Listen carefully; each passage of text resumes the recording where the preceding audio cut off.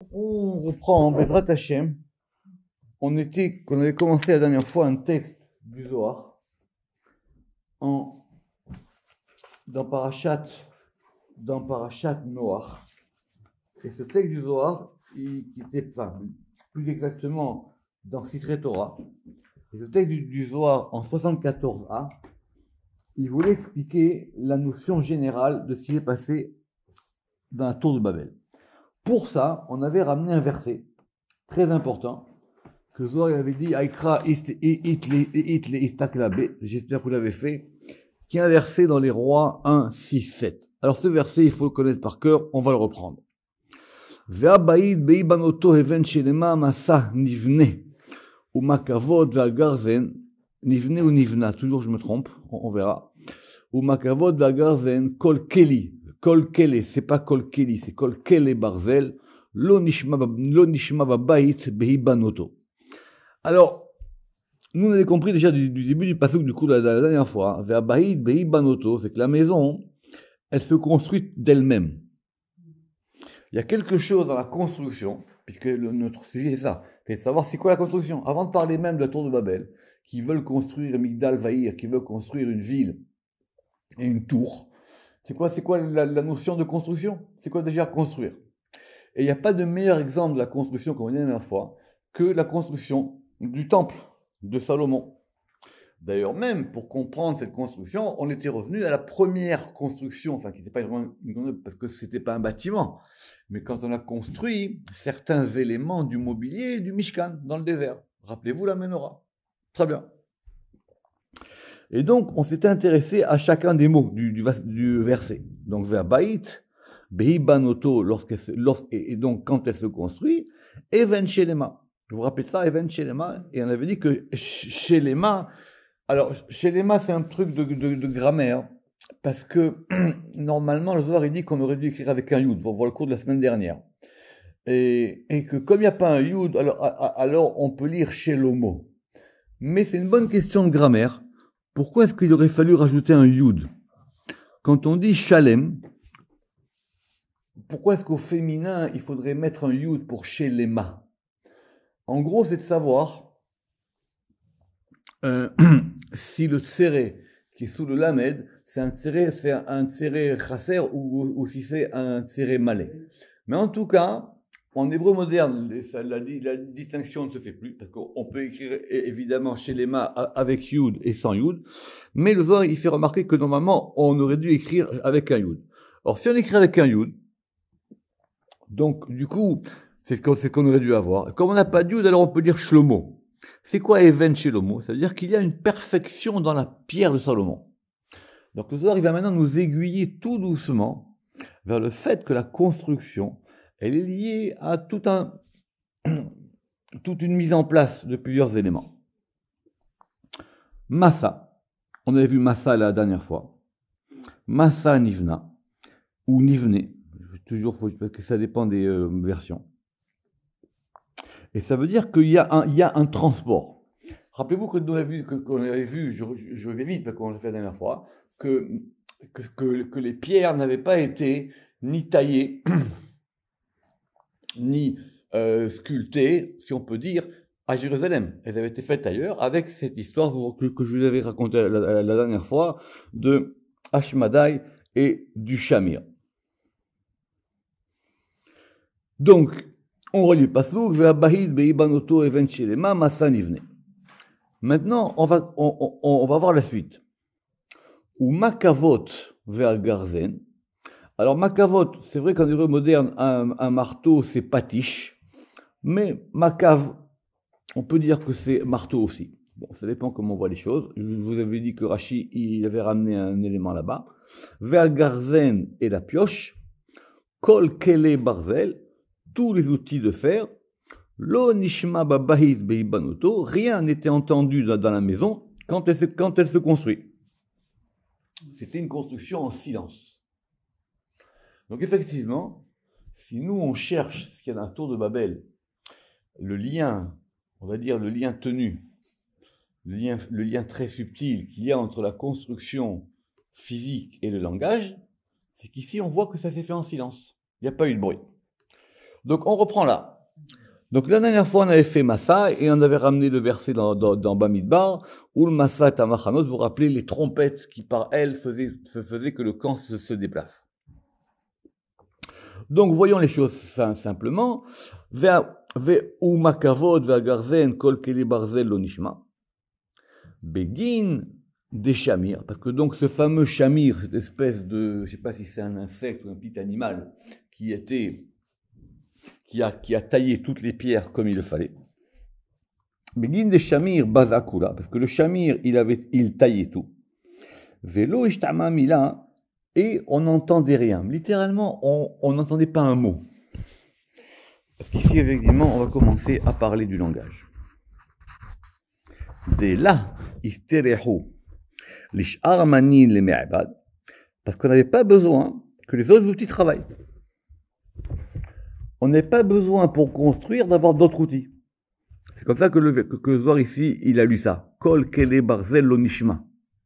Babaïd beibanoto, ça veut dire que rien, tout outil, c'est au pluriel, tout outil de fer, rien n'est entendu dans la maison quand elle se construit, quand elle se construit. Tout se faisait, comme dit le Zohar ici, vekula be'ad venisava, et tout était par signe et par miracle.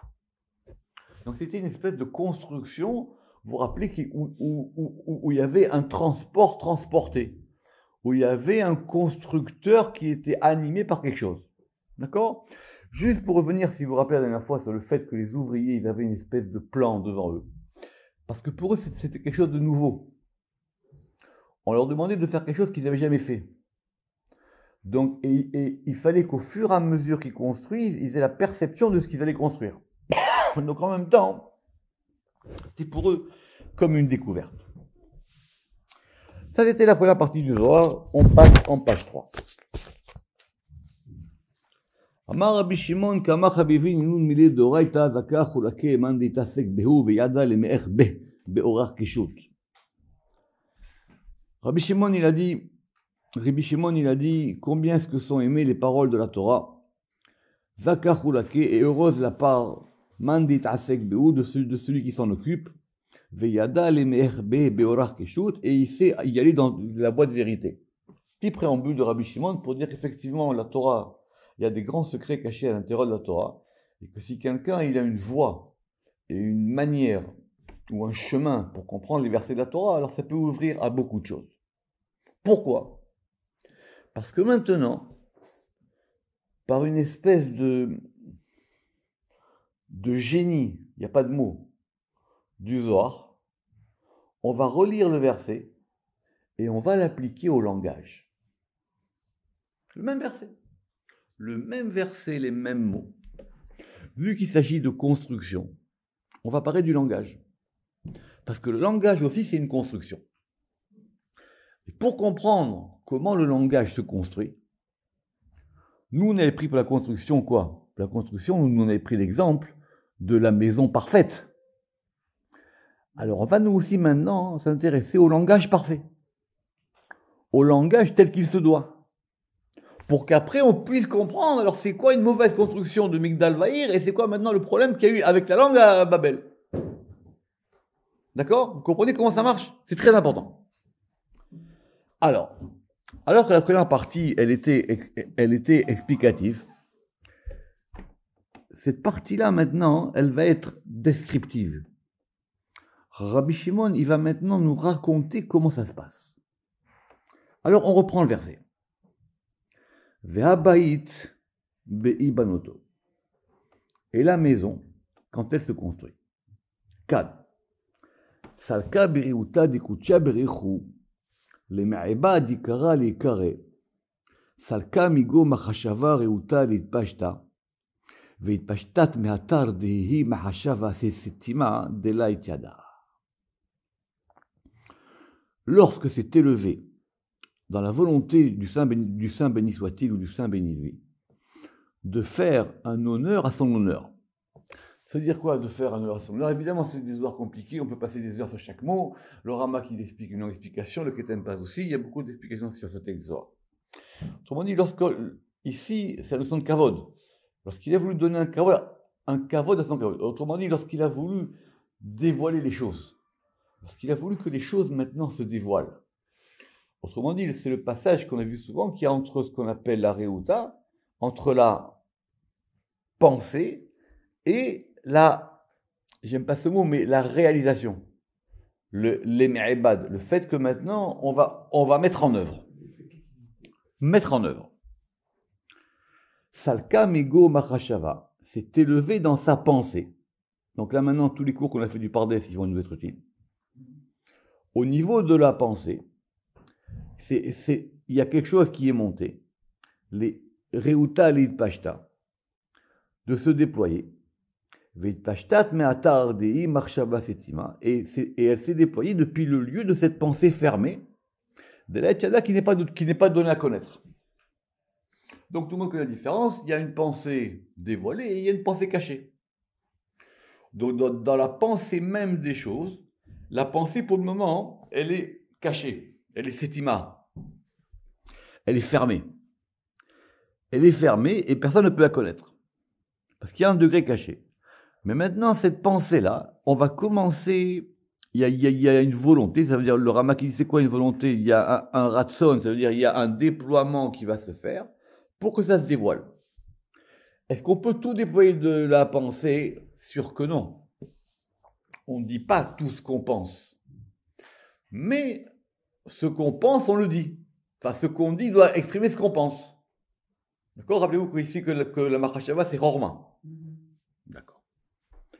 Ad de Itpashta Vesharia les Begaron. Et là maintenant, on est directement dans le sujet.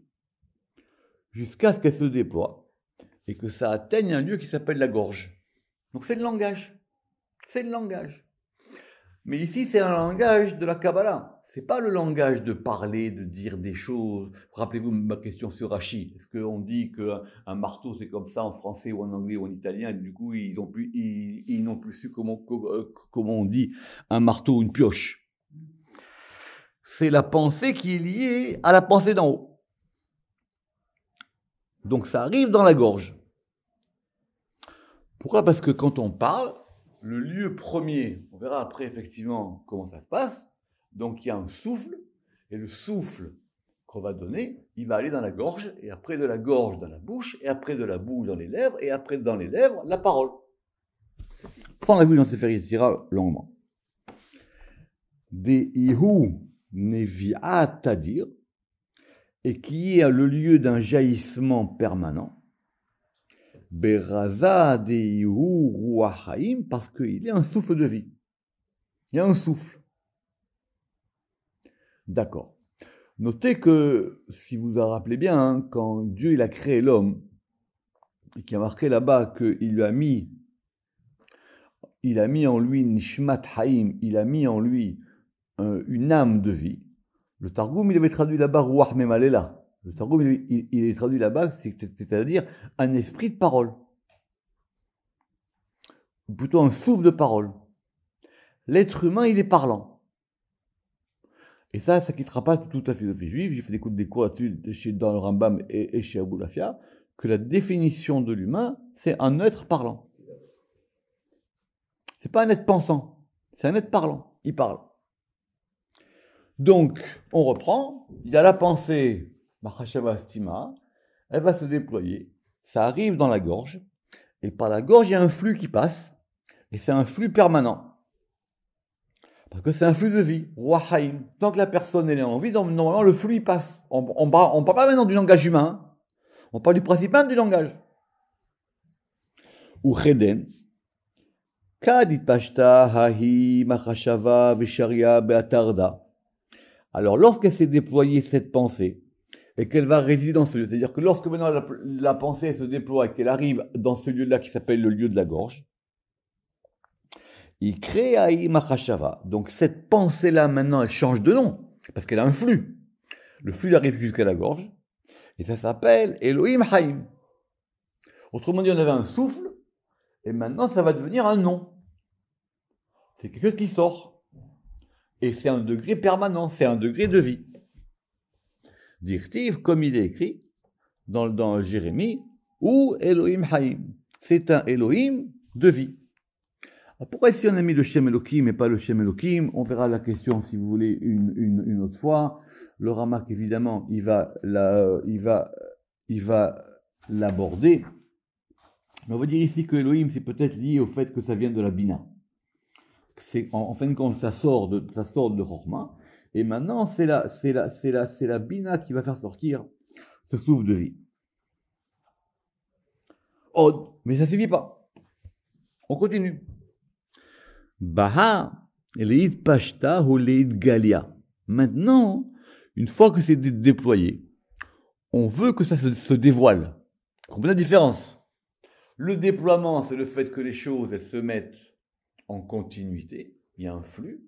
Et maintenant, on veut que ce flux, il devienne visible. Il est dévoilé. On le dévoile. Parce que sinon, il était caché. Ve'od, ba'alid pashta ou lid galia. Et donc, mitaman, il faut mettre une virgule, vont sortir, nafku, 3 éléments. Esha, verucha ou maya. Le feu, le souffle et l'eau. Alors c'est intéressant parce que ça veut dire que les éléments, ils sortent après. Vous voyez ici ce qu'on voit. Esha, ucha, ve maya. Alors si vous voulez voir en termes de suivant, c'est passé, c'est qu'en fin de compte, ça sort de Chorma, ça passe par Bina, et maintenant on va faire sortir Chesed, Gvura, Tiferet. D'accord? Esha, ucha, ve maya. Le feu, c'est Gvura. L'eau, c'est Chesed, comme on l'a vu hier, et Roi, c'est Tiferet. Mais, ils sont Kelilan Kahada. Ils sont totalisés ensemble. C'est un seul flux. Parce que ce flux-là de Esha, Rucha, Vemaya, c'est ça qui va former le premier élément de la parole qui s'appelle la voix, qui s'appelle le kol. Alors le kol, on a déjà parlé, c'est quoi le kol en hébreu? Le kol, c'est de la parole non articulée. Venafak.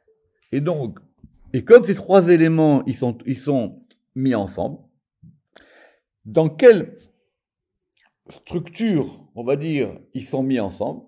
Dans Yaakov.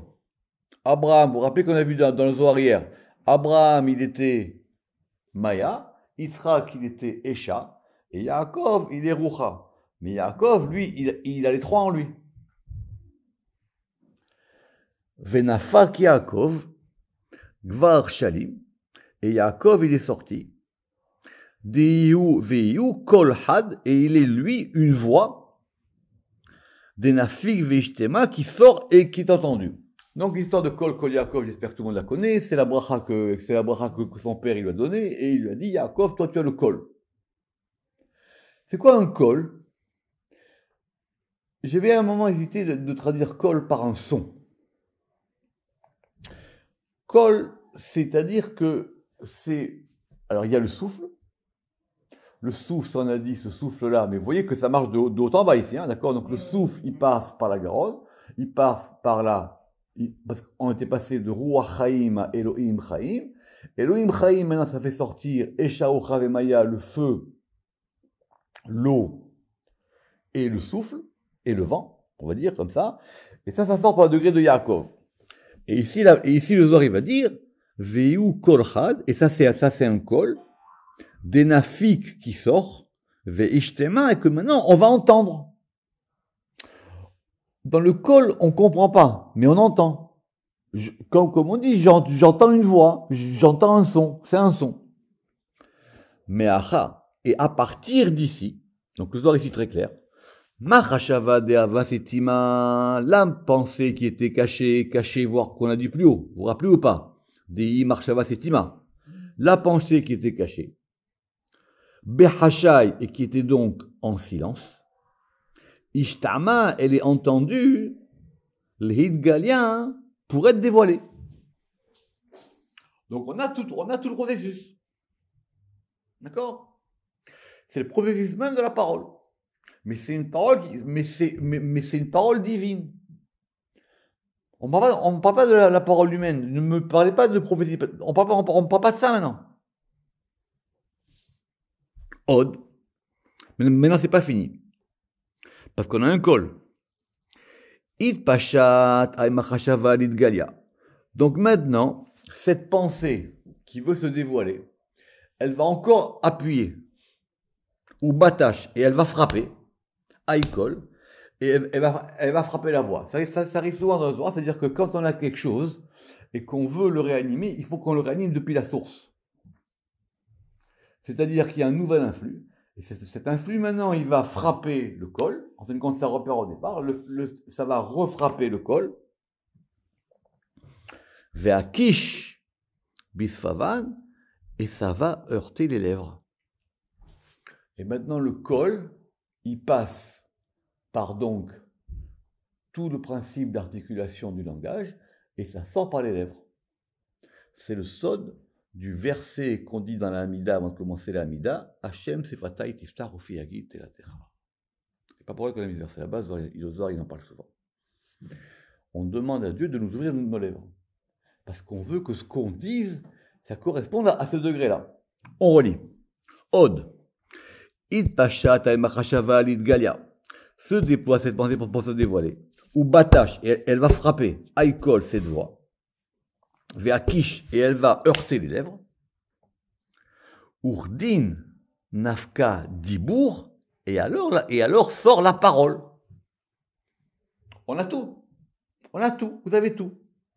Vous avez la machashava stima, la machashava qui se déploie, vous avez Isharu Chamaya, vous avez Yaakov, vous avez le col, et le col maintenant il frappe les lèvres, et des lèvres sort le dibour.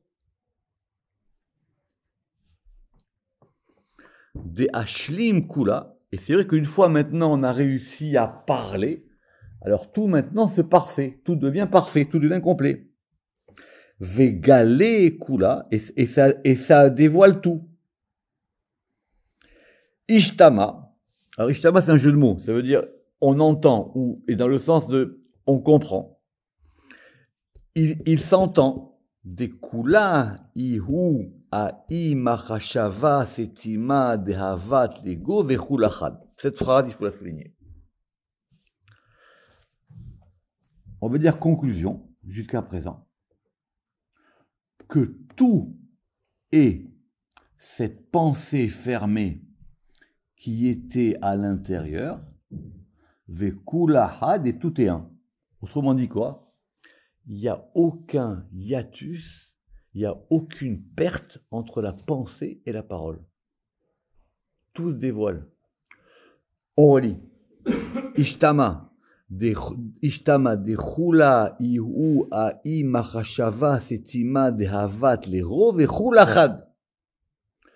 Donc toute cette pensée fermée, tout est là, qui était à l'intérieur. Maintenant, tout se dévoile. Il n'y a pas des non-dits de ce que vous voulez dire dans le langage, je ne vais pas vous parler de linguistique moderne ou d'autres bêtises comme ça. Tout se dit. Tout est dit. Vechulachad, et tout est un. Kevan de mata, itpashtutada, veitavid dibour. Et donc, lorsque ce déploiement parvient, et qu'il produit la parole, bitkifa deaukala, avec la puissance de la voix. Parce que la voix, maintenant, elle a pris une puissance. Elle a pris par rapport à la voix. Kedin, alors, c'est ce que dit le verset.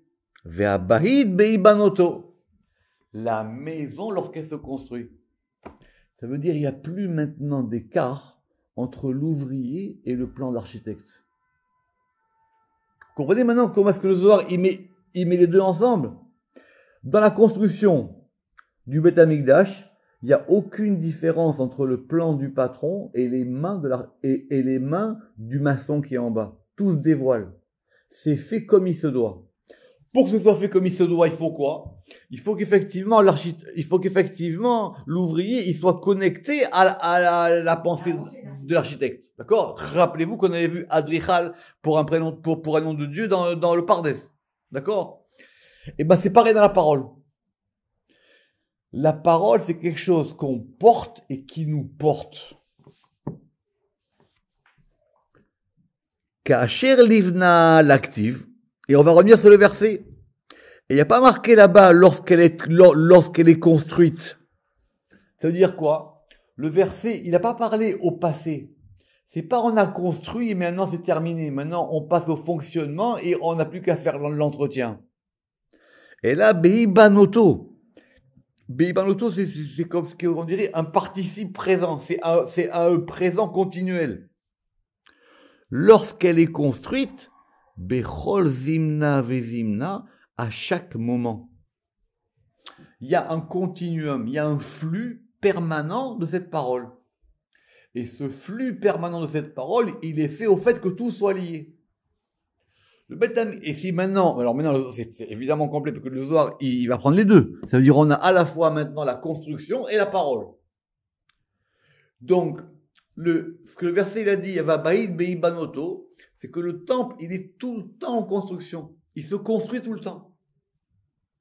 Parce que si on veut simplement faire un bâtiment et après il n'y a plus qu'à repeindre et à appeler le plombier une fois par an, c'est pas ça qu'on veut. Que ce temple, il est en permanence influé, il reçoit permanent un influx divin. Alors, de même la parole. Donc, on comprend maintenant un grand sod. C'est que dans le projet de Babel, qui est tout à fait à l'opposé, dans la construction, il y a le langage. On construit comme on parle. Alors maintenant, on va reprendre doucement le verset. Even Shelema. Alors on va reprendre notre verset. Rappelez-vous, on prend les éléments du verset. Très bien. Even Shelema, c'était quoi? C'était notre pierre parfaite. Kabaditma, ça a déjà dit que c'était Even Shelomo.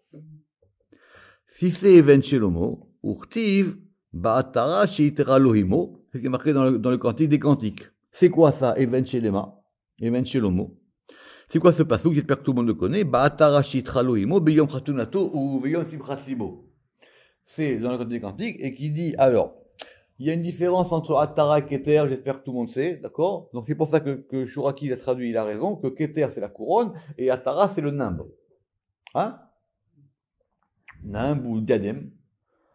En tout cas, parce que si vous dites que si vous traduisez Keter par couronne et Atara par diadème, il n'y a pas vraiment de grande différence. On ne met pas un diadème sur la couronne, on met un diadème dans la couronne. Enfin, je ne sais pas comment on fait ces choses royales.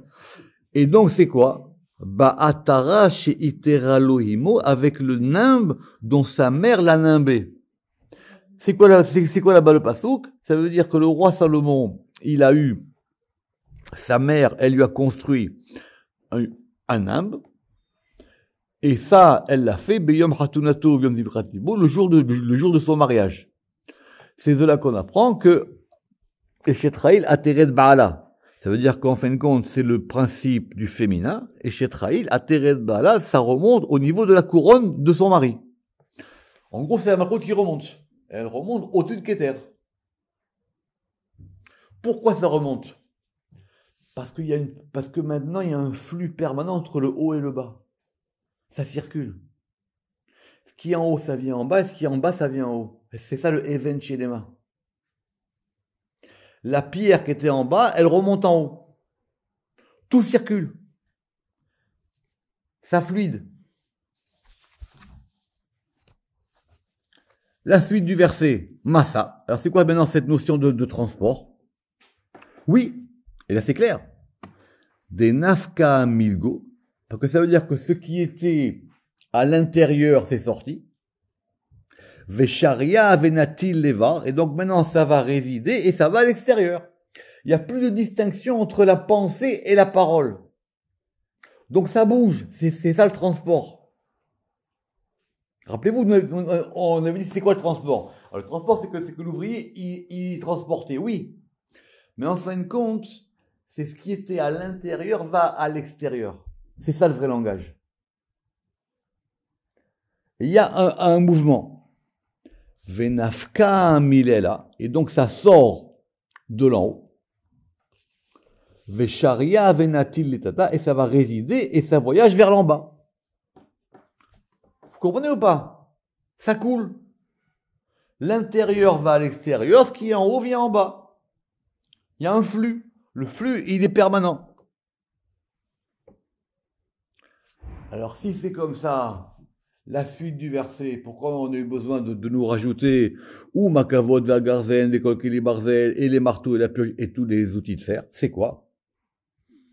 Alors ça, il est un char d'argin tatahin.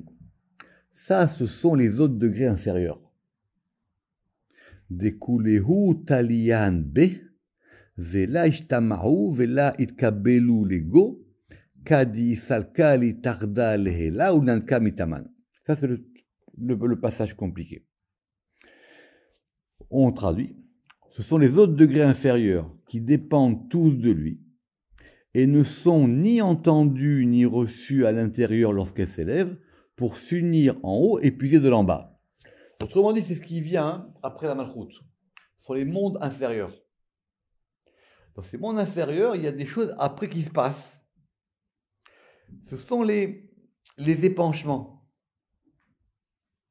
C'est quoi pour nous? Ça va être les autres langues. C'est les langues qui ne sont pas connectées. Mais elles proviennent tous de la première langue. On relit. Il est un char d'argin tataïn. Ce sont les autres degrés inférieurs. Des Kuleu talian B qui dépendent tous de lui. Donc, ils sont donc connectés. Aval velaj tameou velaj kavlu lego. Mais ils sont ni entendus ni reçus à l'intérieur. Autrement dit, c'est le flux qui passe. Ce flux, maintenant, il va se déployer dans tous les degrés d'en bas. Vous vous rappelez, c'est ce qu'on a appelé les néarotes, c'est ce qu'on a appelé les jeunes filles de la malchoute, dans le Pardes. Elles vont aller dans tous les autres degrés en bas. Parce que dans le mouvement qu'on a vu en haut, à savoir que le mouvement, lorsqu'elle s'élève pour s'unir en haut et puiser de là-bas, dans le mouvement qui fait qu'à chaque fois, ça monte et ça descend, ça repuise, c'est un degré qui est encore plus bas. Vedahu beibanoto. Et c'est ça la notion de beibanoto. Quand elle se construit. C'est une construction permanente. Et tout est lié. Donc notre problème à nous, il n'est pas d'avoir un ou plusieurs langages. Le problème, il est que le langage, maintenant, il ne perde pas ce flux. Kulehu kaime bechedvata veyankin veitmalian birchan. Et donc ainsi la maison, elle va puiser dans la construction. Et ça va procurer. Alors évidemment, la joie, elle vient de Bina. Et tous se tiennent en joie. Veyankin, et ils vont puiser. Veitmalian birchan. Et la bénédiction, elle fluidifie. Et la bénédiction, et donc tout est rempli de bénédictions. Urdin kaimin almin kuleu beraza chada biichud achad. Et donc on a maintenant ce que c'est que l'unité. L'unité, c'est du déploiement. Ce sont des degrés qui se déploient, mais sans qu'il y ait de perdition. Entre la machashava stima d'en haut et le dibour, il n'y a pas de perdition. Et donc, et ainsi se maintiennent tous les mondes, tous en un seul mystère, ou beyichuda chada dans une seule unification. Vela ave behu bechuleu almin piruda, et il n'y a donc aucune division.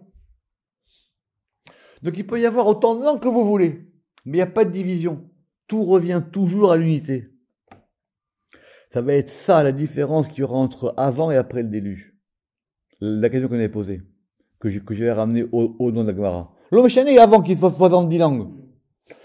Tout fonctionnait, tout était connecté. Tout est connecté. Pourquoi? Il faut comprendre. Vela have behu, et il n'y avait pas en eux bechulu almin, c'est-à-dire dans tous les mondes. C'est-à-dire quoi tout le monde? C'est-à-dire que ça veut dire qu'il y a beaucoup de monde. Piruda, il n'y a donc aucune division. Pourquoi? Parce que les vatars, des natlé chulkeun kol chad vechad, parce que chacun il prend sa part. Après qu'ils aient pris chacun leur part, vekul kulehu mitpashtan, tous ils vont se déployer. Ou mitparshan les itrayu, et ils vont aller chacun de leur côté. Il n'y a pas de problème. On a vu dans la Torah avant. Chacun il a sa langue, chacun il a son territoire. Oui, ce qu'on a vu, vous vous rappelez dans les passages d'avant. On a vu tout ça. Il n'y a pas de problème. Chacun y prend. Mais il y a une différence qui est entre alors c'est ça une différence, c'est qu'il y a une différence entre la dispersion et la division. Le 1, il s'oppose pas au divisé. Il part plein de choses, c'est pas un problème ça maintenant. Mais ça s'étend, comme un arbre. Il y a un arbre et il a ses racines, et ces racines, elles vont se partout. Les citréous, les Ma'adit Menan, selon ce qui était compté. Selon ce qui était compté ici, c'est une allusion au fait qu'il y avait 70 langues, et que les 70 langues étaient ensemble. On reviendra sur ça la prochaine fois. Baruch Adonai Le'olam. Amen ve Amen.